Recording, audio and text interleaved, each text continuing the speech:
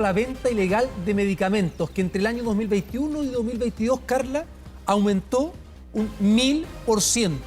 1000% la venta ilegal de medicamentos. Sí, esto de la mano del robo de camiones, también del acceso en ferias, en la calle, en la vía pública, medicamentos que no necesariamente están en buenas condiciones. Claro, recordemos que la semana pasada el Colegio de Químicos Farmacéuticos lanzó una campaña "No le compres al tóxico", sí, ¿cierto? Vamos de inmediato a conversar con el director subrogante del Instituto de Salud Pública, Heriberto García. ¿Qué tal? ¿Cómo está? ¿Cómo le va? Buenos días. Hola, muy buenos días, Gonzalo. Buenos días, Carla. ¿Cómo están ustedes? Buenos días, Heriberto. Gustavo. No hay problema. Muchos le dicen Gonzalo, pero perdón, Gustavo. no. El frío, Sí, no hay Gustavo. ningún problema. El frío de acá de San Bernardo me hizo equivocar. Heriberto, bueno, lo primero, a ver, hay bastante preocupación respecto a esto, ¿no? El aumento de un 1000%, hablamos en este periodo de un año. ¿Cuál es la evaluación que ven ustedes? ¿Por dónde pasa esta situación que puede afectar, que puede ser grave respecto a la compra de una persona, de un consumidor, de un medicamento en la calle, en la feria o a través incluso de redes sociales? Bueno, acá lo que ocurre es que tenemos un aumento importante de lo que es el contrabando y la venta ilegal de medicamentos, en el sentido de que, primero, lo que tú decías, detectamos ya un 1000% más de decomiso, y este 1000% más de decomiso significa en el fondo que hemos ido incluso a la fuente que a veces provee este comercio ilegal. Hemos encontrado algunas farmacias que lamentablemente, bajo el alero de ser una farmacia, han cometido una falta grave a la salud pública de vender medicamentos al por mayor a personas naturales, y estas personas naturales, al seguirlas, hemos visto que están vendiendo en la feria.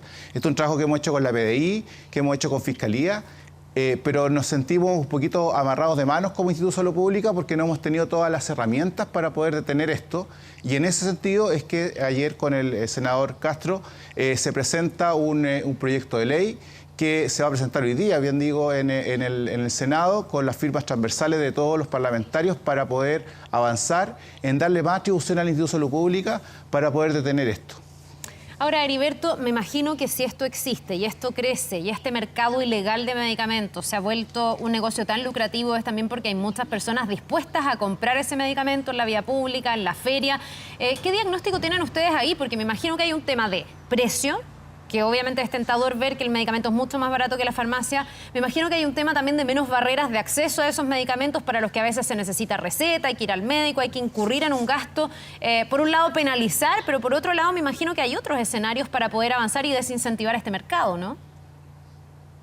Correcto, hay de alguna manera un incentivo perverso de que la gente comprar medicamentos en la feria, en las redes sociales y en las vías públicas, principalmente, primero porque sienten esta sensación de que el precio es más económico en la feria, pero eso hay que empezar a desmitificarlo. Hay precios que en la feria incluso salen más caros, específicamente los medicamentos que se venden con receta, esos medicamentos en la feria se venden por unidad, y una tira, digamos, de 10 comprimidos de un producto podría costar hasta 20 o 30% más caro incluso en la feria, a propósito de que en el fondo le estarían haciendo ahorrar la visita al médico y la receta. Claro. Por eso que hay que estar mirando bien este asunto. Además que hay medicamentos que por ley de Senabás, en el caso de algunas farmacias que están suscritas, por la bioequivalencia, en el caso de otros productos que hay bastante acceso a productos bioequivalentes también, no estarían tan elevado el precio. Pero claro, está la sensación, a propósito de lo que ocurrió hace un año atrás con la colusión de farmacia, y esta sensación, ¿cierto?, que se le genera a la gente. Por otra parte, las barreras de acceso, como también tú decías, del hecho de que hay gente que no quiere ir a buscar una receta médica porque considera que eso es otro gasto, considera que eso es un problema, considera que de repente se le ponen muchas barreras también frente a esa atención médica, y esas cosas también es algo que tenemos que resolver todos los que trabajamos en salud.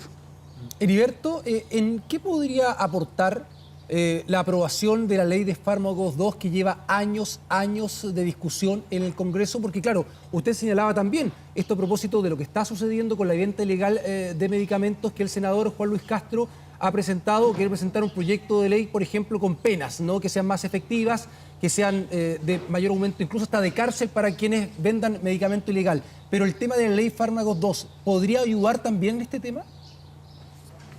Correcto, pues ayuda en lo siguiente. Primero, en que los precios disminuyen de mejor manera en la farmacia, porque en el fondo se incentiva más la bioequivalencia.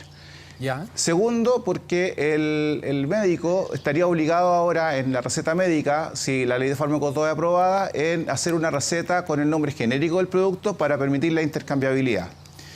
Y tercero, permite también ir mejorando las facultades interpretativas que nosotros tenemos como Instituto de Salud Pública para poder hacer mejores medidas sanitarias también con respecto a la farmacia y con respecto a los puntos que hay que ir resolviendo en la farmacia para facilitar también los canales de venta entre las farmacias y el usuario.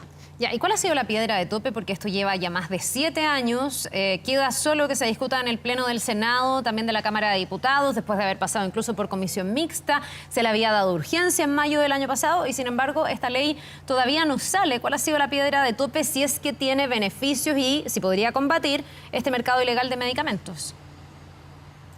Probablemente una de las cosas que uno está viendo en el Congreso básicamente es las diferentes posturas que se tienen a diferentes temas y se piensa un poco a veces que una ley puede solucionarlo todo. Y esta ley en particular tiene al final varios capítulos de distintas materias que finalmente se van discutiendo de distintas maneras y eso va generando también confusión en los mismos parlamentarios probablemente a la hora de votar una cosa u otra. Por lo tanto, lo que se ha pedido, y en esto como Instituto de Salud Pública pretendemos ayudar también al Parlamento para que puedan resolver más rápido esta situación, es en hacer una indicación sustitutiva que debe presentar el Ejecutivo, que nosotros le vamos a ayudar con nuestro abogado, ¿cierto?, de asesoría jurídica del Instituto de Salud Pública para reducir esta ley a lo que realmente importa para resolver los problemas que se buscaban solucionar con la ley de fármacos 2. Heriberto, esta comercialización informal de medicamentos tiene una cadena de delitos, ¿cierto? Hablábamos, por ejemplo, del robo de camiones, ¿no?, que trasladan los medicamentos, que en los últimos 3 años ha aumentado en un 400%. Pero usted señalaba también la venta también de las farmacias hacia quienes venden en las ferias. ¿Qué penas hoy día, qué faltas en ese sentido incurre este tipo de farmacia que vende este tipo de medicamentos de manera ilegal, de manera informal? Como te decía, existe un tema que a nosotros nos ha complicado mucho, que es que hemos visto que esto cada vez está tomando ribetes delictuales y no solamente problemas sanitarios, o sea, solamente faltas sanitarias, sino derechamente se está viendo bandas organizadas que están detrás de esto.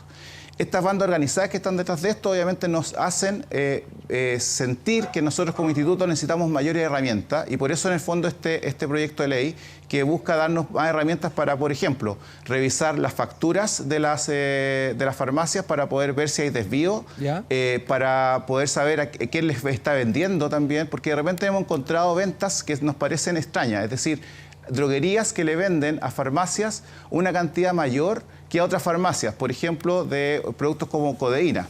¿Qué nos permite esto? Vamos directamente entonces a la farmacia que tiene mayor consumo de codeína y decimos aquí hay algo raro. Vamos y encontramos una falta sanitaria, muchas veces nos encontramos químicos farmacéuticos y tomamos las medidas. Pero esas medidas son sanitarias, uno lo que hace en el fondo puede clausurar la farmacia, pero esa farmacia después puede volver a abrir. Claro. Y ahí es donde también este proyecto de ley nos va a permitir decirles, se cierra la farmacia y no se puede abrir por lo menos 3 años más para poder tener un margen de tiempo en que esta farmacia en el fondo esté clausurada y no pueda seguir cometiendo ya el delito. Entonces, de alguna manera hemos encontrado que hemos logrado resolver la parte sanitaria desde el punto de vista que vamos tomando las medidas, pero estas medidas pasan a ser insuficientes cuando detrás de esto finalmente hay bandas delictuales, perdón.